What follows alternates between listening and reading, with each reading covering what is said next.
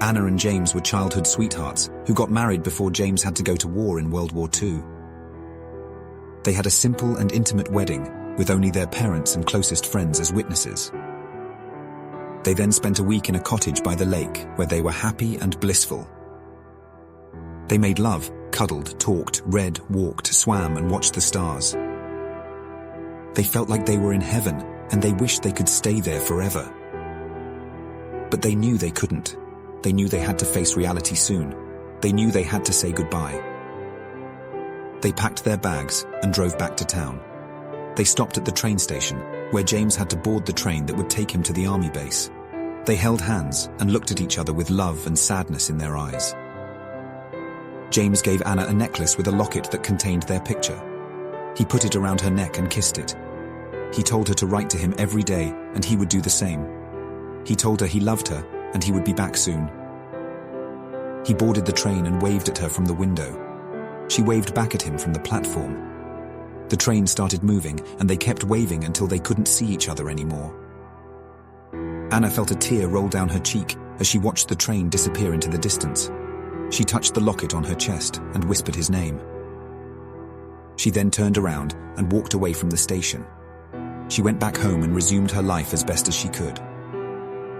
She worked as a nurse at a local hospital, where she helped wounded soldiers and civilians.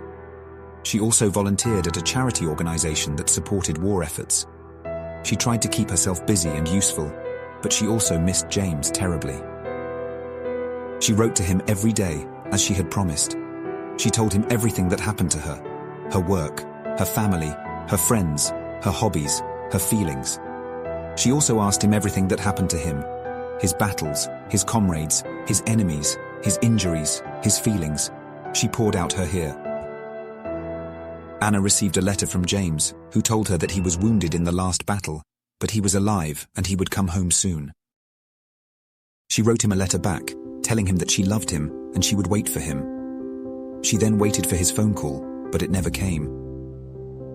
She then received a telegram from the army, which said, "We regret to inform you that your husband, James Smith, has died of his wounds on June 6, 1944. He was a brave and loyal soldier, and he will be missed by his comrades and his country. Please accept our deepest condolences for your loss." Anna felt a shock of pain and grief as she read the telegram. She couldn't believe it. He was gone. He was never coming back. She cried and screamed and collapsed on the floor. She then went into a state of denial and depression. She refused to accept that he was dead. She isolated herself from her family and friends, who tried to help her and comfort her. She quit her job and stopped volunteering, who tried to distract her and support her.